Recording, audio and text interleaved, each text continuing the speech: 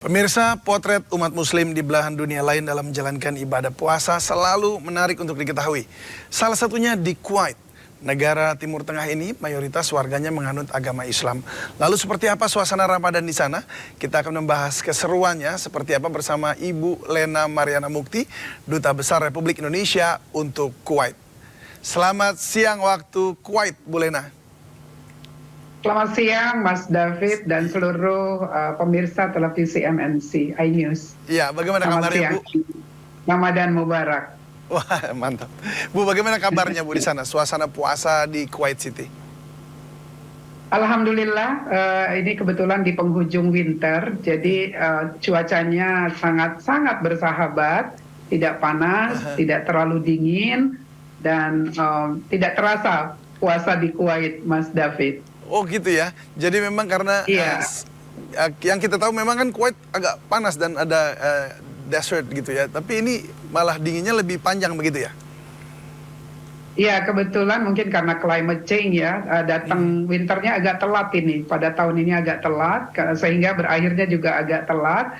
Dan alhamdulillah bertemu dengan bulan suci Ramadan. Jadi kami betul-betul melaksanakan ibadah dengan nyaman, sholatnya juga sejuk, bahkan juga bisa iftar di outdoor. Jadi suasananya alhamdulillah tahun ini. Dan juga banyak hujan. Yang tahun-tahun sebelumnya sangat sedikit hujan, bahkan sampai sholat memohon hujan ini Mas David. Alhamdulillah tahun ini hujan. Sangat berbeda. Bahkan diikuti dengan es, hujan es. Bukan hujan salju, tapi es. Es ya, baik. Itu di sana ini dengan suasana yang dingin seperti itu, ini kan menyejukkan ya, enak di badan. Tapi apakah kemudian masih ada godaan yang cukup kuat di sana dalam jalankan puasa gitu? Ya, sebelum masuk ke bulan suci Ramadan, kami ingin berbagi tentang tradisi Ramadan di Kuwait ya, Mas David dan seluruh pemirsa yang ada. Bahwa di sini tuh kalau kita ada istilah munggah, mengunjungi makam keluarga kita yang terdekat, membersihkan musola, masjid, mengunjungi keluarga. Di sini juga ada tradisi yang disebut dengan grace. Grace ini biasanya mereka mengundang teman-teman dekat, keluarga, family ya untuk berkumpul di rumah yang paling dituakan. Kemudian di sana ada dibacakan bacaan-bacaan, ada Quran, reciting Quran. Kemudian kemarin kami sebagai kepala perwakilan di sini juga diundang oleh beberapa keluarga Kuwait yang cukup terkenal di sini untuk berbagi bagaimana tradisi Ramadan di Indonesia. Jadi ini Grace namanya. Grace dan ya. Biasanya di situ ya Grace, dan di situ biasanya kita di tangan kita di apply henna itu, henna yang ada gambar-gambar seperti itu. Ya, dan biasanya juga mereka membagikan souvenir-souvenir yang datang ya, apa itu mukena, ya samalah seperti kita berbagi sebelum di bulan puasa. Ini semua dari berbagai bangsa begitu ya? Atau memang khusus Indonesia? Ini tradisi dari Kuwait. Tradisi dari Kuwait yang menyambut Ramadan. Ya, menyambut Ramadan ada tradisi di Kuwait seperti itu.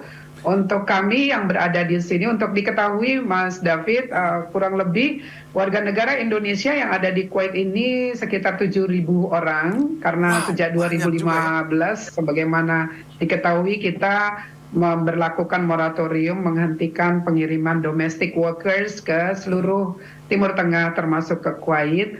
Dan sebelumnya, sebelum ada moratorium, jumlah penduduk warga negara kita ini ada 24.000.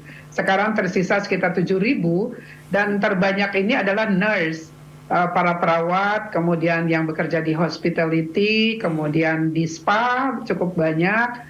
Ada juga di perminyakan, di Kuwait Oil Company di sini. Dan kami terus mendorong agar tenaga kerja terampil bisa dikirim ke Kuwait. WNI di sana apakah sering berkumpul Bu dalam bulan Ramadan? Ya, alhamdulillah. Jadi ada tradisi potluck di sini, Mas David. Jadi bawa takjil Bu ya potlucknya?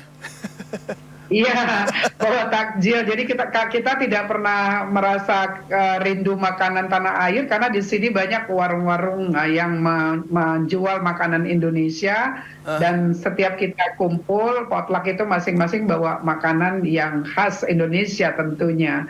Dan Oh, oke. alhamdulillah warga di sini di kawasan Rege oleh Kementerian Auqaf yang mengurus agama itu menyediakan satu bangunan yang sangat representatif untuk dijadikan Masjid Indonesia, Mas. Oh, Jadi ini gambar yang ditayangkan ini ketika Idul Fitri nih yang tahun lalu ya, Mas. ya. Kami memanfaatkan lapangan parkir yang cukup luas di Masjid Takmir Masjid Indonesia dan disitulah kami berkumpul. Kalau tidak Ramadan, masjid ini hanya digunakan setiap Jumat dan weekend. Weekendnya di sini Mas David Jumat dan Sabtu. Minggu Oke. hari pertama kami kerja. Ya, Jadi ya. setiap weekend, ada terutama untuk sholat Jumat itu digunakan. Tapi untuk Ramadan sekarang digunakan setiap hari untuk iftar, kemudian ada kajian agama dan juga sholat taraweh di masjid ini dan buka puasanya, iftarnya itu potluck, Mas. Jadi Iya. masyarakat bergotong royong menyediakan makanan Itu biasanya untuk makanan memberikan yang zakat. disediakan yang buat Ya. potluck dimasak sendiri atau bagaimana? Ya, jadi ada satu namanya dapur Umi di sini. Dapur Umi ini isinya nurse-nurse ini, perawat-perawat bergabung. Itu yang biasa mereka membuat masakan-masakan Indonesia. Ada juga warung yang namanya Selera Kita ini. Selera Kita ini warung yang cukup warung resmi lah ya Indonesia, restoran kecil dan juga selalu menyediakan makanan. Ada catering juga, ada Bu Ai namanya di sini yang menyediakan makanan-makanan untuk masyarakat, warung Fata, banyak warung-warung di sini, Mas David. Jadi agak mudah lah bagi kami untuk menyediakan makanan-makanan khas Nggak terlalu Indonesia. kangen lah ya dengan panganan Indonesia Nggak ya. terlalu kangen, nggak terlalu kangen, bahkan kadang bosan juga ya. Oh pengen gitu. pengen Oke. coba majbus. Lalu Majbus itu adalah makanan khas Kuwait. apa namanya? Boleh katakan sekali lagi, Bu? Majbush. Majbush Hashbush. itu nasi yang dimasak apakah dengan lamb atau dengan chicken, ayam atau dengan fish. Itu namanya majbush. Itu nama Oke. nama khas di sini. Dan untuk Kuwait sendiri ada satu makanan yang wajib di setiap rumah Kuwaiti itu yang disebut dengan haris. Haris itu makanan sejenis apa ya, dibuat dari kayak gandum dicampur dengan meat, dihancurkan. Yang dulu tradisi itu ada di Kuwait ya, biasanya perempuan-perempuan itu menumbuk gandum ini dengan cara tradisional yang itu dari sejak Kuwait ada sehingga sekarang ini haris yang disebut dengan haris, makanan itu selalu ada di meja-meja keluarga-keluarga Kuwaiti. Dan itu Dan biasanya yang dihadirkannya memang pada saat bulan Ramadan gitu atau pada saat Lebaran? ya, pada saat Ramadan setiap iftar itu yang namanya haris itu wajib ada di mejanya Kuwaiti family. Mungkin kayak kita kolak kali ya, Mas. Oke. Oh, Kolak. sejenis Tapi kolak. haris ini dimakan bersama dengan nasi dan yang lainnya. Yang wajib di sini tentu saja kurma seperti kita, tapi Iya. kurma di sini tidak seperti di tanah air. Kalau kita takjil kurma itu kan bulat-bulat ya dimakannya, Mas ya. Iya. Kalau di sini kurma itu diolah jadi seperti jam. Seperti apa? Jam itu apa namanya? Selai. Selai. Iya. Ya, seperti selai katanya dimasaknya tuh dicampur dengan bunga, dicampur dengan walnut, kacang-kacangan. Wah, Dan ini menarik itu sekali. rasanya luar biasa tuh. Rasanya manis dan sangat enak, Mas. Aduh, Gitu. itu sangat menggoda sebenarnya kelihatannya, Bu ya, kalau melihat langsung ya. Bu, Ya. tapi selain Ya. itu tadi ya, selain ada grace, kemudian ada makanan-makanan ini tadi, lalu apa sih kebiasaan orang Kuwait ini kalau puasa yang mungkin buat orang Indonesia, buat kita, wah ini menarik sekali nih buat kita, maksudnya kita bukan kita ambil contoh, tapi kita bisa ikut di dalamnya gitu. Ya, ada tradisi-tradisi yang di Kuwait yang tidak ada di Indonesia. Yang pertama adalah diwaniyah. Diwaniyah itu kalau kita nih seperti open house ya, Mas. Tapi kan kalau kita open house itu Idul Fitri. Tetapi kalau di Kuwait itu dilakukan diwaniyah itu 20 hari Ramadan. 10 hari Ramadan tidak ada diwaniyah. Diwaniyah ini sebenarnya hanya untuk laki-laki, Mas David. Oke. Jadi perempuan itu tidak ada diwaniyahnya. Karena tradisi diwaniyah itu setiap rumah yang ada di Kuwait ini pasti mereka ya tergantung kemampuan ekonomi mereka ya. Ada yang simple, kemudian ada yang besar. Dan diwaniyah ini biasanya juga atas nama keluarga, misalnya keluarga Al-Ghanim, keluarga Babahani, atau nama-nama keluarga yang ada di sini ya, Al-Sagar. Itu punya diwaniyah sendiri dan diwaniyah kecil-kecil di setiap rumah. Jadi biasanya kalau rumah Kuwaiti itu pasti ada diwaniyahnya untuk berkumpul. Tapi alhamdulillah saya sebagai kepala perwakilan perempuan itu diizinkan datang ke diwaniyah ini, dan it's a kind of crazy things. Maksudnya luar biasa Mas David, karena diwaniyah itu dibuka setelah sholat taraweh pukul 21 hingga menjelang dini hari. Jadi pada tahun lalu misalnya saya mendatangi 127 diwaniyah, Mas. Waduh, diwaniyah ini sekali, dibuka Bu. oleh Ya banyak sekali Ibu datengin satu-satu. Banyak sekali, sampai teman-teman dubes lain heran. Karena saya betul-betul menikmati, karena diwaniyah ini misalnya gubernur, menteri, keluarga-keluarga terkemuka Kuwait. Kalau tahun lalu tidak ada dari Royal Family, tapi kemarin malam, 2 hari yang lalu, Royal Family, istri dari Crown Prince membuka diwaniyah. Karena masih pandemi ditutup sama sekali. Dan saya beruntung datang pas Lebaran, pas Idul Fitri yang memungkinkan untuk diwaniyah, dan kami mendatangi diwaniyah tersebut. Selain jadi itu diwaniyah, ajang silaturahmi juga itu ada ya semuanya ya.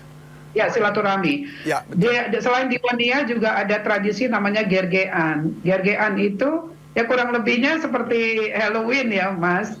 Dilakukan pada pertengahan Ramadan, 13, 14, 15 Ramadan. Maksudnya sambil pakai topeng atau baju-baju khusus gitu?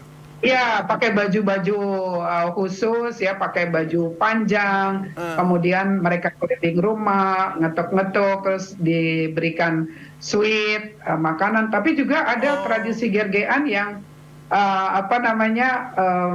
ya ekspensif ya, kalau keluarga-keluarga yang sangat mampu. Tapi terus terang di sini tidak ada orang miskin ya, Mas. Kuwaitinya nggak ada yang miskin, ya adanya cuma normal people lah. Tidak ada istilah poor people. Dan untuk kalangan yang paling atas pun tradisi gergean itu bahkan wadah untuk memberikan makanan-makanan atau souvenir, itu wadahnya lebih mahal dari isinya itu, Mas. Dengan Bu Lena, mungkin ada satu pertanyaan terakhir. Kalau Ibu tadi katakan bahwa tidak ada orang miskin, lalu sedekah diberikan kepada siapa, Bu, kalau di sana? Di sini ada pekerja migran, ada sekitar 3,6 juta ya. Ada pekerja penyapu jalanan, pengurus kebun, kemudian ya pekerja-pekerja yang di sektor informal. Ya, tapi kebanyakan memang dari kawasan India, Pakistan, Bangladesh, seperti India, Bangladesh lah ya, banyak. Nah, itu biasanya diberikannya ke mereka. Bahkan di setiap rumah itu ada beberapa rumah yang menyediakan fridge, kulkas ya, Mas.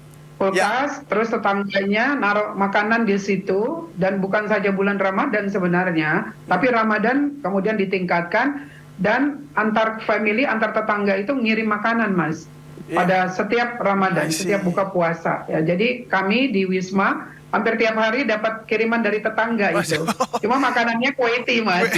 Makanannya makanan Kuwaiti yang sometimes kadang agak susah juga kita beradaptasi dengan rasanya tapi paling tidak Kuwaiti. Tidak ada yang kekurangan di sana, Bu ya. Artinya semuanya juga boleh tercukupi kebutuhannya. Alhamdulillah tidak sama sekali tidak ada. Baik, terima kasih Bu Lena Mariana Mukti sudah berbagi bersama kami. Jadi kami tahu sedikit gambarannya seperti apa di Kuwait, dan sukses selalu.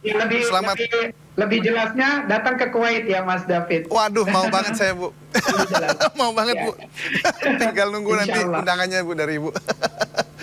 Ya, insya Allah. Thank you so much, Ibu Lena Mariana. Selamat jalankan juga tugas di sana sebagai Duta Besar Republik Indonesia untuk Kuwait.